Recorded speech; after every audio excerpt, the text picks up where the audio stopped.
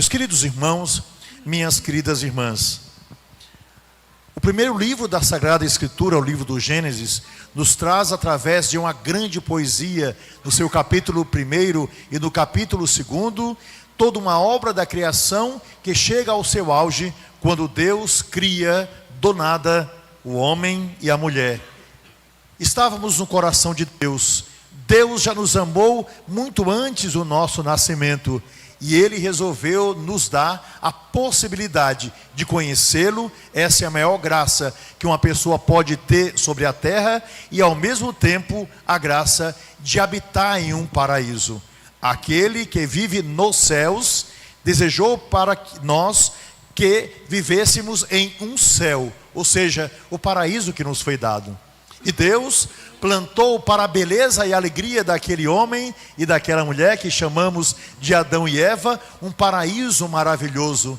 E na parábola que nós recebemos como palavra de Deus, Deus havia traduzido em beleza tudo aquilo que estava em seu coração para que nós pudéssemos ali habitar. Tudo foi criado para o homem e para a mulher. Tudo foi criado para aquilo que Deus desejava que chegasse a eles. Porém, quando a gente planta um jardim, a gente sempre tem um cuidado muito grande, porque a gente não sabe como. Mesmo que a terra seja nova, aparece sempre uma erva daninha. Pois bem, o diabo, que é criatura de Deus, resolveu colocar no centro do paraíso uma árvore. Deus havia criado tudo com perfeição, mas Deus já sabia que enquanto as árvores nasciam no paraíso, Ele percebeu que uma estava lá no meio. A árvore que não devia ser tocado. A árvore que nós chamamos de pecado. Ora, meus irmãos e minhas irmãs, nossos primeiros pais podiam dominar, podiam ter tudo a seu favor. Tudo estava à disposição. Porém, um tentador aparece. E nós o chamamos de diabo, satanás, podemos chamar de capeta, podemos chamar de fedorento, seja lá do que for, o que é certo é que ele apareceu. E quando ele aparece, ele deseja tão somente perturbar aquilo que é da obra de Deus. Nós sabemos isso espiritualmente, mas também sabemos disso quando observamos a vida que está ao nosso lado. Resultado, ele vai para os nossos pais e vai dizer daquilo que podia naquele momento suscitar algo novo no coração deles. Olhe, provem, é interessante. E a resposta é sempre não. Nós fomos feitos para dizer sim ao bem e não ao mal. Deus havia ensinado isso aos nossos pais, mas a serpente, o diabo, é insistente. E qual o resultado? Consegue convencer naquele primeiro momento a mulher para que experimente daquele fruto. Afinal de contas, no passado as mulheres eram responsáveis em primeiro lugar para escolher aquilo que a sua família devia se alimentar. Qual o resultado? Prove. E ela disse não, porém a serpente vai dizer prove, porque no momento que você provar, os seus olhos se abrirão. A serpente olhava para tudo e buscava todas as possibilidades. Os seus olhos eram grandes, porque é o olho da ganância, é o olho da inveja, é o olho que se abre para que assim possa perceber de todas as realidades, sempre para escolher a pior. E resultado, não quer sofrer sozinho.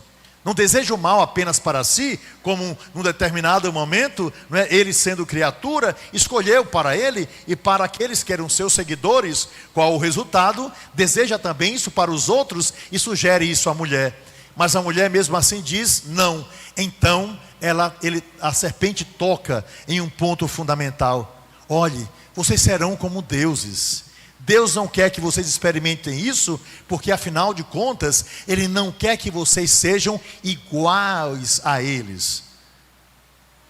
Iguais a Ele. O resultado, nós sabemos, a mulher experimenta. É o gostinho do pecado, que é sempre maravilhoso no primeiro momento. Porém, a consciência toca, e a gente sabe qual a sequência do pecado.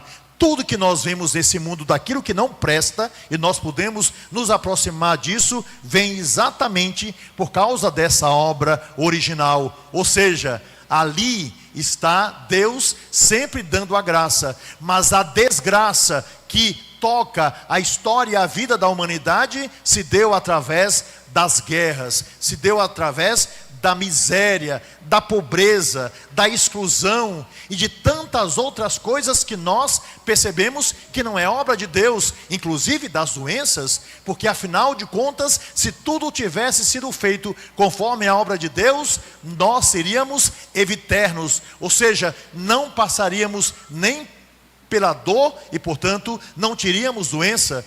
Porém, o homem foi muito além. A ciência mostra isso. Nós temos diabetes, por exemplo, temos problemas cardíacos e tantos outros problemas, porque o homem moderno não quis apenas cruzar com aquilo que seria o normal, se relacionar com aquilo que seria o normal da vida, mas foi atrás do homem e da mulher de Neandertal, que era um humanoide, não inteligente como ele, mas que era capaz de procriar. Qual o resultado? A ciência nos mostra, através da medicina e através da antropologia, que pesquisando os primeiros ossos dos nossos ancestrais, havia apenas diabetes do homem de Neandertal, mas o homem moderno não. Mas pelo cruzamento, qual foi o resultado? As doenças que hoje nós temos. Portanto, a loucura humana faz com que a gente se aproxime do que não preste, e as consequências virá em algum momento sobre nós mesmos. Somos herdeiros,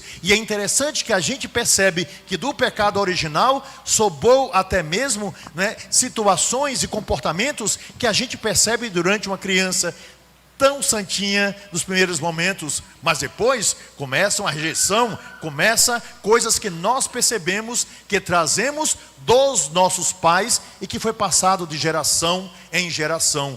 Portanto, a fonte da graça é Deus, a fonte da miséria que vemos é de uma criatura que, criada por Deus, se revoltou contra Deus, o diabo, e assim a gente hoje é obrigado a provar daquilo que ele sugeriu e que os nossos pais abraçaram. Pois bem, pulemos para o Evangelho. Jesus está começando todo o seu trabalho, levando a palavra em todos os lugares. Qual o resultado? Jesus agora ingressa em um grande jejum. É preciso ingressar no deserto, é preciso visitar o mais profundo do nosso coração.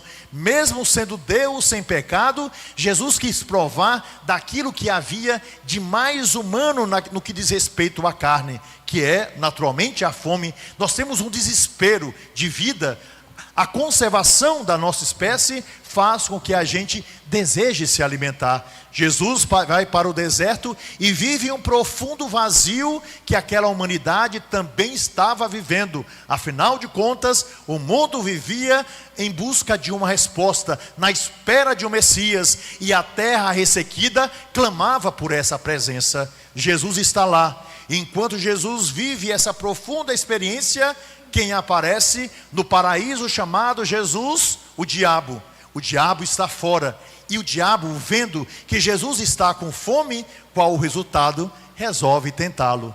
Meus irmãos e minhas irmãs, é uma criatura tentando Deus. Nós podemos, como criaturas, fazer a mesma coisa. Pois bem, ali está o diabo tentando Jesus, e Jesus está com fome, e a primeira coisa que o diabo faz é mexer no estômago de Jesus. Sabendo que Jesus está com fome, vai dizer: veja essas pedras, é o plural, eu posso transformar, não é? Transforme tudo isso aí em pão. A palavra, Jesus responde, não dialogando com o diabo, mas citando a palavra de Deus: não só de pão vive o homem. Portanto, a primeira tentação é nós nos acostumarmos apenas com aquilo que é humano. Não é assim que não poucas vezes a gente ouve: não, isso aqui é coisa do passado. Não, isso aqui é natural. Não, isso aqui é por causa disso e daquilo.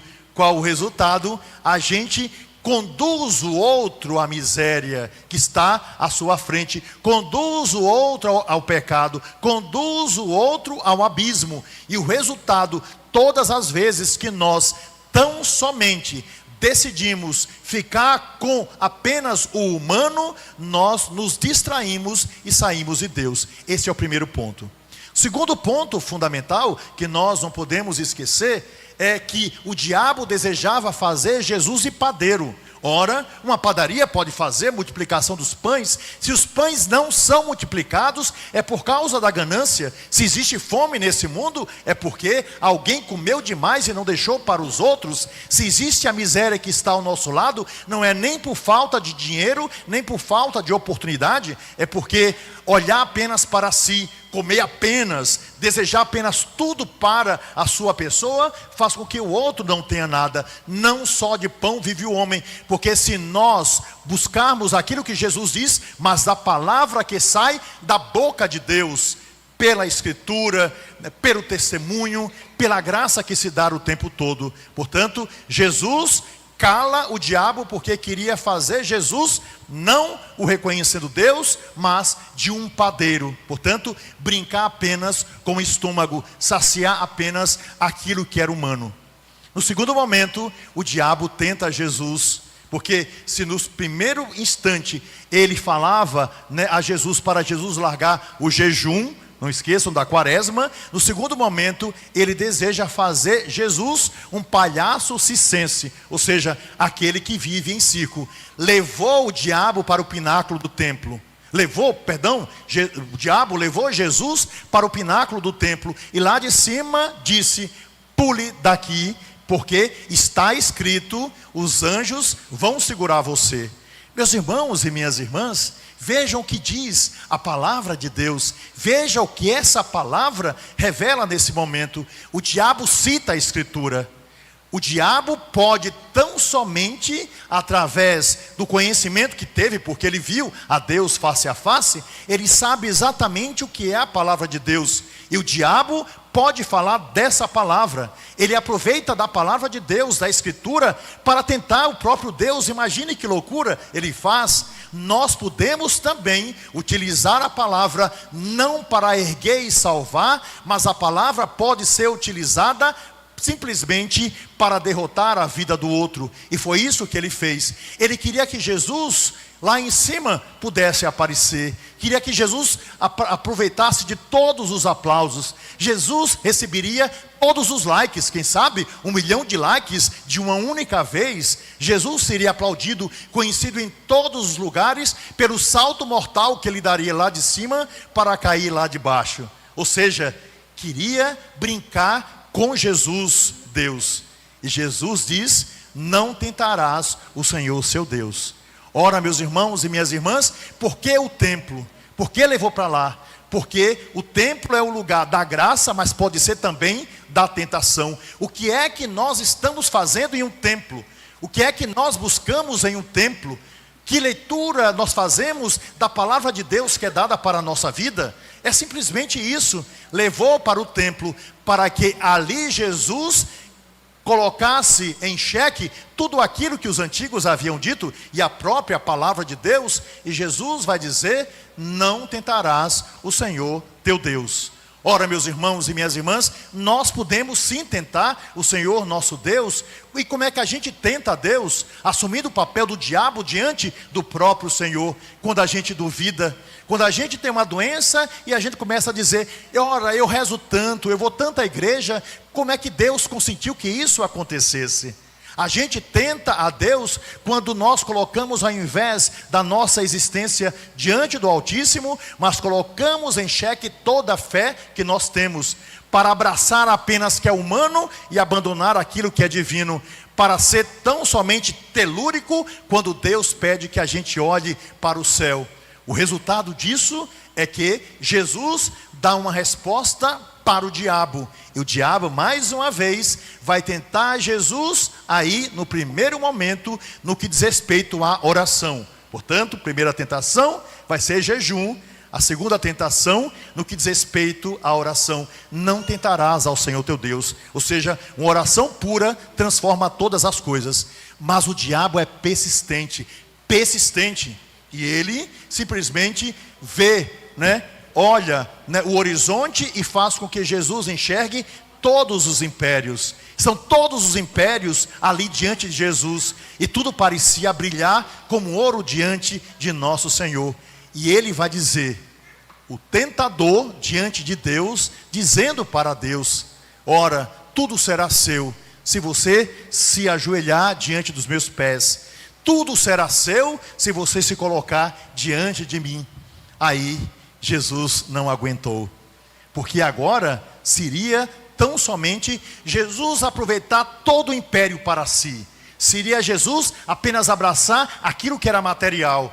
Seria simplesmente, abraçar na sua vida o que Deus abraçar, uma criatura que se afastou para sempre, numa condenação que escolheu eterna?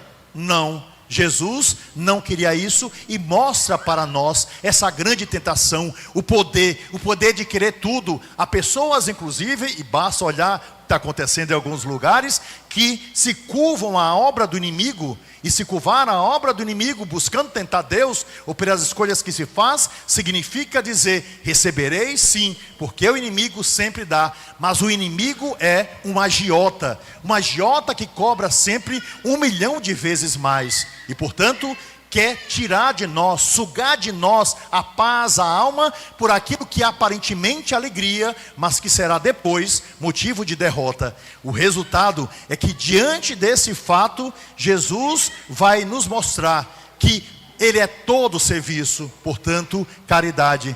Que Ele é todo missão, portanto, Ele deseja chegar a todos com aquilo que o Pai lhe colocou. Jesus não precisa desse império para fazer caridade. Jesus não precisa desse império para poder fazer o bem aos irmãos. Jesus simplesmente mostra o coração misericordioso e cheio de vida para com todos.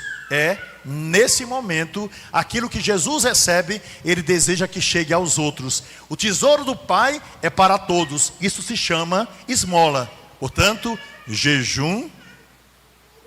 Em segundo momento que eu falei, oração. E agora a esmola que Jesus deseja fazer chegar a todos. Pois bem, aí vem a palavra de Jesus: afasta-te de mim, Satanás, vá para os quintos dos infernos. É o que Jesus diz: afasta-te. Você não traz projetos do Pai, você traz projetos apenas humanos. Você não age pela fé que tem, mas pela miséria que escolheu para si mesmo. Você deve estar longe de mim. Mas sabemos que ao longo da vida de Jesus, o diabo sempre buscará perturbar aqueles que estão ao lado. E o Evangelho vai nos dizer que o diabo se afastou para voltar no momento certo. Ou seja, para voltar fazendo com que aquela tentação lá do passado de Adão e Eva venha através daquilo que foi dito para aqueles que estavam no templo, aquilo que foi dito a Judas Iscariotes, aquilo que foi dito para Herodes, para finalmente completar a sua obra de maldade, colocando Jesus na cruz. Porém, qual a última resposta? Qual a última resposta? Jesus vence para nós a morte quando Ele ressuscita. Jesus vence para nós o pecado quando Ele é colocado na cruz. Jesus nos dá a possibilidade desse novo existir, porque aqueles que desejam Jesus e ao mesmo tempo se coloca diante de Deus, jamais tentando Deus, verá a luz que só Ele pode nos dar. E isso se dá pela ressurreição e pela vida. Portanto, meus irmãos e minhas irmãs, eu poderia resumir essa tentação, todas essas tentações, através de uma frase que os antigos diziam, que o diabo disse diante de Deus. Ou seja, eu prefiro ser rei no inferno do que servir no céu. Ou seja, quis simplesmente se exaltar. É verdade, é o rei da tristeza, é o rei da miséria, é o rei do vazio, é o rei daquilo que pode prejudicar os outros, é o rei de tudo aquilo que nós chamamos desgraça. E ele repete o tempo todo: prefiro reinar no inferno do que servir no céu. E a derrota é garantida para quem pensa assim. Bom, diante da profundidade, da beleza desse evangelho, hoje esta paróquia está recebendo pelo coração de Jesus um novo pastor. A gente agradece ao Padre Neto pela obra que aqui realizou e também por outros irmãos que aqui construíram o que nós chamamos uma comunidade, uma paróquia, um coração que pulsa sem cessar dentro dessa histórica, bela, não é? E sagrada cidade de Baturité, futura diocese. Ao mesmo tempo, Deus desejava que Padre Neto continuasse a sua missão. E por causa disso, o irmão se colocou à disposição. Eu quero dizer para vocês que é muito bonito que ele, nascendo em Fortaleza, disse: eu quero me colocar à disposição dessa diocese nascente. E ele próprio se colocou à disposição. E eu vi nele, depois de muito rezar, a possibilidade de estar aqui. E ele aceitou o desafio. Ao mesmo tempo, o que a gente pede, não é, o tempo todo por aqueles que assumem uma comunidade, é que o coração seja o de santidade, que abra as portas do paraíso para os irmãos e ao mesmo tempo, com muita paciência, seja capaz de arrancar a árvore do pecado, a erva daninha. Também nós desejamos que ele seja um pai para todos, porque Jesus agiu assim através da obra que o Pai do céu lhe havia indicado. E ao mesmo tempo que o Espírito vindo do Pai, através de Jesus, não é, faz com que nós sejamos capazes de entender a beleza de uma obra que é completa por aquilo que nós colocamos, pela fé que temos e pelo desejo de praticá-la, porque uma fé sem obras é morta.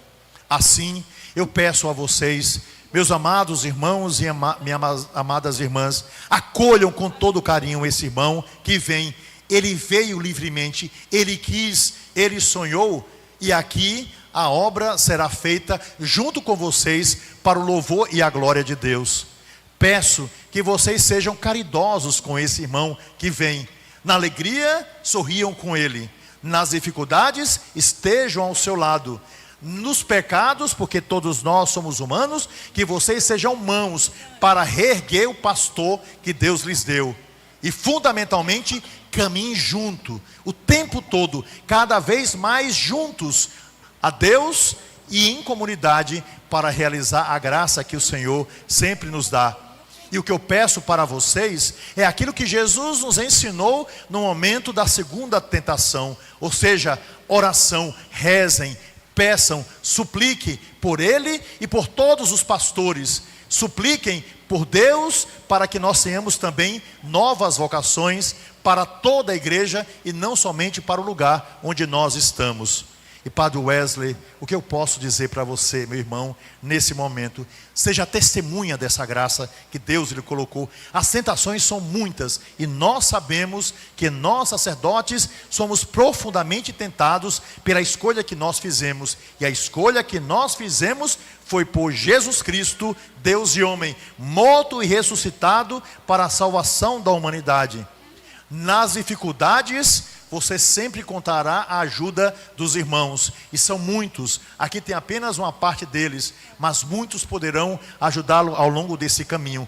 Nas alegrias, divida tudo aquilo que de melhor você puder, porque Deus criou você para isso. Recorde-se sempre dos seus pais, recorde sempre dos que passaram por aqui, e proclame a alegria de ser continuador de uma obra que pertence a Deus, a qual você foi chamado como pastor. Caminhe com esse povo, ame esse povo, reze com esse povo e ensine a esse povo que de todas as orações, daquilo que a gente pode chamar de mais poderoso, existe uma que está acima de todas as outras. E isso se dá através da celebração da Eucaristia. A oração da igreja por excelência é a celebração da Santa Missa.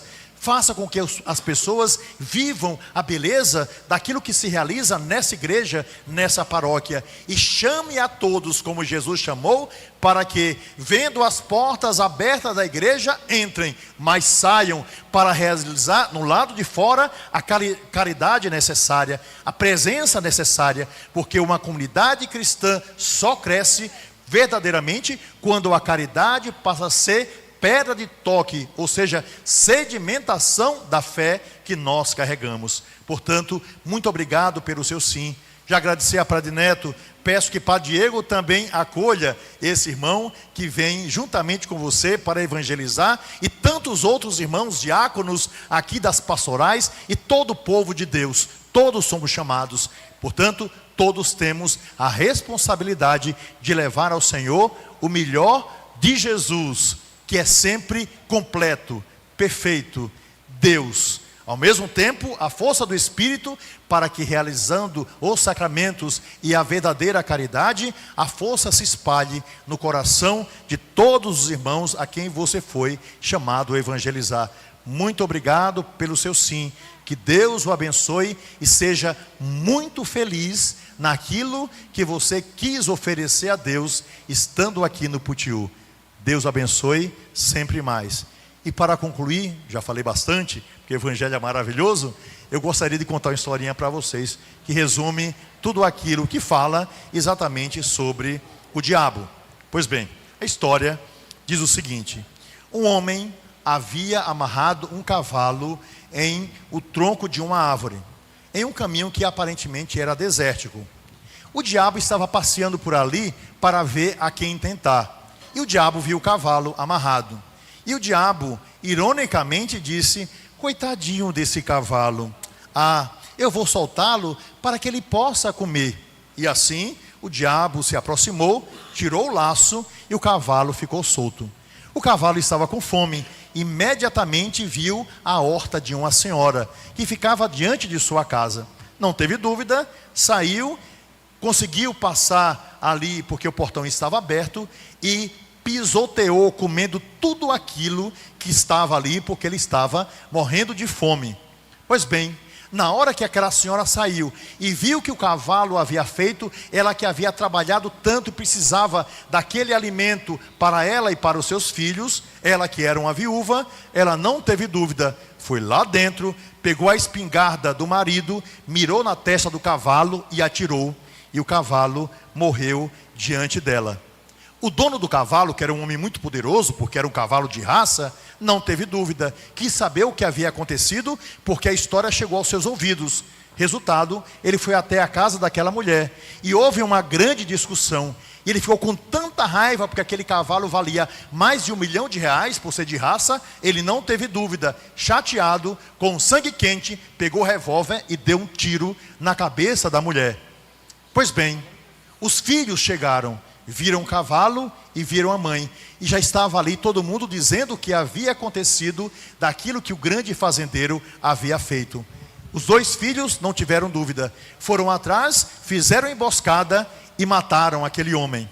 Diante disso, a polícia foi atrás dos dois rapazes, e assim, mesmo eles tentando fugir, houve troca de tiros e os dois rapazes foram mortos. Uma pessoa que passava por ali viu que o diabo havia feito, e se aproximando do diabo perguntou: por que é que você fez tudo isso? E o diabo, com um sorriso de canto de rosto, alegre por tudo que havia acontecido, disse ironicamente: mas eu não fiz nada, eu simplesmente tirei a cordinha daquele pobre cavalo, porque ele estava com fome.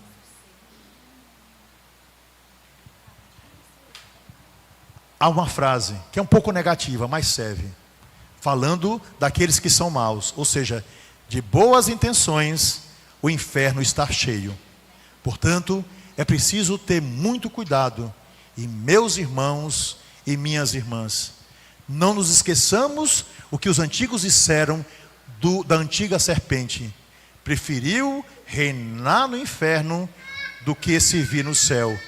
Nós queremos reinar no céu e servir aquele que se tornou servidor de nós todos, Jesus Cristo. Que assim você seja igualmente servidor, para a alegria do coração de Deus, para a sua própria alegria. Foi chamado a ser pastor, e para a alegria do povo que lhe está sendo confiado. Que assim seja.